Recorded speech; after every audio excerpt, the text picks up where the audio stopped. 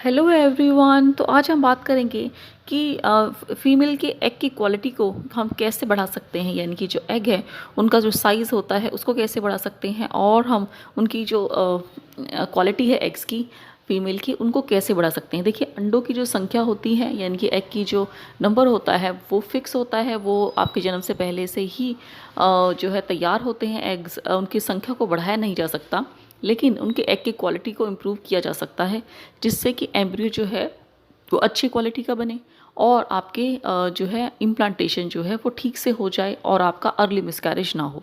देखिए, ये बात बहुत कम लोग जानते हैं कि अर्ली मिसकैरेज के जो चांसेस होते हैं वो काफ़ी ज़्यादा होते हैं। लगभग 60 से 70% चांसेस होते हैं कि आपका जो है इम्प्लांटेशन के बाद जो है मिसकैरेज हो जाए, क्योंकि आपकी जो एग की क्वालिटी है वो ठीक से नहीं होती, जिससे कि एम्ब्रियो जो है उसकी क्वालिटी भी ठीक से नहीं बनती।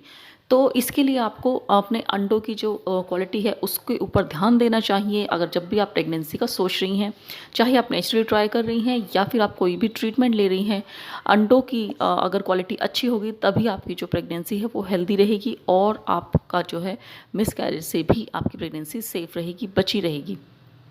तो फिर आज हम इसी बारे में बात कर लेते हैं। तो देखिए, अंडों की जो क्वालिटी है उसको हम दो तरीके से बढ़ा सकते हैं। एक तो खान पान से और दूसरा एक्सरसाइज से।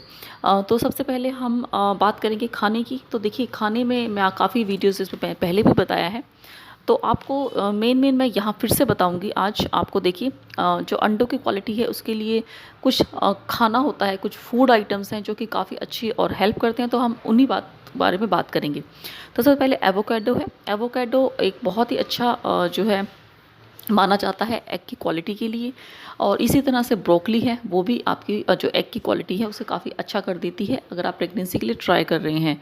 अगर आपको थायराइड है तो आप ब्रोकली को आपको कच्चा नहीं खाना। अगर थायराइड है तो आप इसे पकाकर खा सकते हैं, और इसे ज़्यादा मात्रा में भी ना लें थायराइड के केस में। अब हम बात करते हैं नट्स एंड ड्राई फ्रूट्स की। देखिए, ये बहुत ज़्यादा ज़रूरी होते हैं अगर आप ट्राई कर रहे हैं प्रेगनेंसी के लिए, तो फ्रूट्स और ड्राई फ्रूट्स और नट्स आपको ज़रूर खाने हैं। इसमें भरपूर मात्रा में ओमेगा 3 और विटामिन मिनरल्स होते हैं, जो कि आपकी एग की क्वालिटी को अच्छा करते हैं, साथ साथ ही आपके एंडोमेट्रियल लाइनिंग को भी अच्छा कर देते हैं। ओवरऑल आपकी प्रेगनेंसी के चांसेस काफ़ी फोल्ड तक इंक्रीज़ कर सकते हैं। तो आपको बादाम अखरोट ज़रूर खाने हैं। ब्राज़ीलियन नट्स अगर आप खा सकते हैं तो ये काफ़ी अच्छा सोर्स होता है सेलेनियम का, लेकिन सेलेनियम जो होता है उसके 400 मिलीग्राम से ज़्यादा मात्रा आप ना लें। अगर आपको थायराइड है तो आपके लिए काफ़ी अच्छा रहता है, ब्राज़ीलियन नट्स जो होते हैं काफ़ी अच्छे रहते हैं। इसके अलावा हम बात करते हैं बीजों की, यानी कि सीड्स की। तो आपके लिए फ्लैक्स सीड्स और पम्पकिन सीड्स काफ़ी अच्छे रहते हैं आपकी जो एग की क्वालिटी है उसको ठीक करने के लिए। तो आप इनका भी पाउडर के फॉर्म में से ले सकते हैं। बीजों को एक एक चम्मच अगर आप हर रोज़ लेना चाहें तो आप इन्हें ज़रूर ले सकते हैं। इससे आपके एग की क्वालिटी और उनका साइज़ काफ़ी अच्छा हो जाता है। इसके अलावा आती हैं बेरीज़। बेरीज़ में आपकी जो होती है काफ़ी अच्छी होती हैं, ये काफ़ी अच्छा एंटीऑक्सीडेंट्स हैं। एंटीऑक्सीडेंट आपकी एग की क्वालिटी को अच्छा करने के लिए बहुत इंपॉर्टेंट है। पूरी फर्टिलिटी में ये बहुत अच्छा रोल प्ले करता है एंटीऑक्सीडेंट्स। तो बेरीज़ में जो होता है काफ़ी अच्छे मात्रा में एंटीऑक्सीडेंट्स होते हैं, तो आप इन्हें ज़रूर लीजिए। जैसे ब्लूबेरी है, रेस्पबेरी है, तो ये बहुत अच्छे रहते हैं आपके एग की क्वालिटी के लिए। इसके अलावा आपको टमाटर और अनार, ये काफ़ी अच्छा इनका रोल देखा गया है टमाटर का फर्टिलिटी में आपकी एग की क्वालिटी के लिए। तो आपको टमाटर का सूप भी पी सकते हैं, इसे आप कच्चा सलाद के रूप में भी खा सकते हैं, और अनार तो आपको ज़रूर खाना चाहिए। देखिए, मैंने अपनी वीडियोज़ में हमेशा ही बताया कि रेड और ग्रीन कलर की जो चीज़ें हैं ये आपकी फीमेल फर्टिलिटी के लिए बिल्कुल वरदान की तरह है। आप मोटा मोटा आप याद रखिए, आपको ग्रीन और रेड कलर की चीज़ें आपको ज़्यादा खानी है। इसके अलावा लाल मिर्च का भी अच्छा रोल देखा गया है आपके एग का साइज़ को इंक्रीज़ करने के लिए। अब बात करते हैं, एक सुपर फूड होता है जो है कांजी का पानी, जो कि सर्दियों में काफ़ी अच्छा लोग बनाते हैं, जो कि काली गाजर से बनता है। उसकी रेसिपी भी मैंने अभी अभी शेयर करी है अपनी दूसरी वीडियो में अपने चैनल पर। तो ये ओव्यूलेशन के लिए काफ़ी अच्छा रहता है। जिन लोगों को पीसीओडी है उसमें तो ये वरदान की तरह है कि आपकी एग की क्वालिटी को इंक्रीज़ करता है और आपके जो ओव्यूलेशन है उसको टाइम से होने में मदद करता है। तो आप ये कांजी का पानी, आप जो काली गाजर से बनता है, इसे आप ज़रूर ट्राई करिए, और ये बहुत ही अच्छा रहता है आपकी एग की क्वालिटी के लिए। इसके अलावा आप जो वाइट चीज़ें हैं उन्हें कम कर देंगे, जैसे शुगर है, वाइट ब्रेड है, मैदा है, इनको आपको कम कर देना है।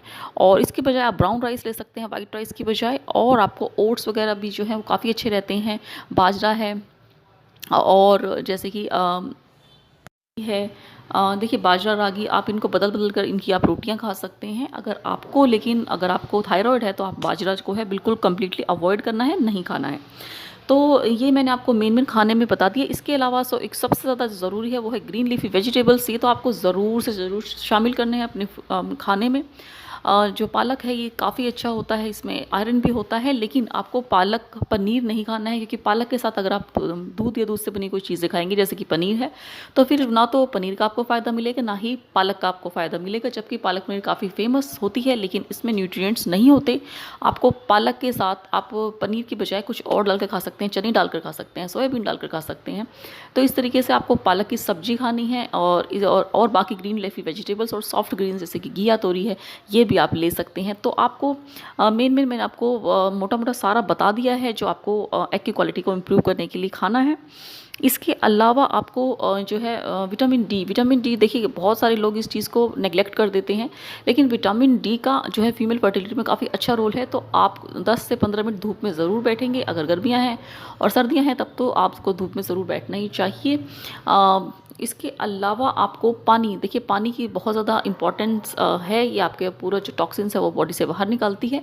तो आपको 8 से 10 गिलास पानी अपने हर रोज़ आपको ज़रूर पीना है, जिससे कि आपकी फर्टिलिटी काफ़ी इंक्रीज़ हो जाती है। एग की क्वालिटी भी इससे काफ़ी अच्छी रहती है। इसके अलावा अब हम बात करेंगे एक्सरसाइज़ की। देखिए अगर आप कोई भी एक्सरसाइज़ नहीं करना चाहते तो आप सिंपल वॉकिंग करिए, सुबह शाम आप वॉक कर सकते हैं। और इसके अलावा प्राणायाम बहुत ज़्यादा इफेक्टिव है।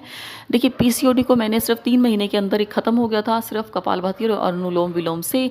और इसके अलावा मैं आपको मसाज बताती हूँ। देखिए मसाज होता है फर्टिलिटी मसाज जिसे बोलते हैं। इससे आपकी ओवरऑल एग की क्वालिटी और एग का जो ओव्यूलेशन होता है वो सही तरीके से हो जाएगा। साथ ही साथ आपकी एंडोमेट्रियल लाइनिंग भी अच्छी बनेगी। तो इसके लिए आपको क्या करना है, देखिए मसाज करने के लिए आपको एक तो टाइम का होना सही होना ज़रूरी है। और आपको ये ओव्यूलेशन के बाद ये जो मसाज है ये नहीं करनी है, और इसको आपको सुबह खाली पेट करना है। और कैस्टर ऑयल से इसे कर सकते हैं। और कैस्टर ऑयल को आप हाथों पर लगा लीजिए और आपको नाभि के नीचे आपको गोल गोल घुमाते हुए पूरे नाभि से निचले हिस्से पर अपने पेट पर मसाज करनी है। काफ़ी हल्के हाथों से करनी है, ज़्यादा प्रेशर, ज़्यादा ताकत आपको नहीं लगानी है। तो इससे आपकी पूरी फर्टिलिटी, आपकी एग की क्वालिटी, आपका ओव्यूलेशन और आपका एंडोमेट्रियल थिकनेस सारी बहुत ही अच्छी हो जाएगी। और आपको एम्ब्रियो को जो है चिपकने के लिए जो भी ब्लड सर्कुलेशन चाहिए होता है वो सारा आपको इस मसाज से मिल जाएगा। बस आपको ध्यान ये रखना है कि ओव्यूलेशन होने के बाद इस मसाज को ना करें। यानी कि आपका जब पीरियड होते हैं, जब पीरियड आपके ख़त्म हो जाएंगे उसके बाद ही मसाज करनी है। जब पीरियड का जो पहला दिन होता है वो आपका पहला दिन होता है, और उसके बाद आपका 13वें से 14वें दिन आपका ओव्यूलेशन होता है। तो अगर आपके पीरियड्स 4 दिन चले हैं तो 4 दिन के पीरियड ख़त्म होने के बाद आपके ओव्यूलेशन तक आपको ये फर्टिलिटी मसाज करनी है। तो आपका जो है ओव्यूलेशन भी अच्छे से होगा और आपका एग भी अच्छे से बनेगा, आपको एंडोमेट्रियल लाइनिंग भी अच्छे से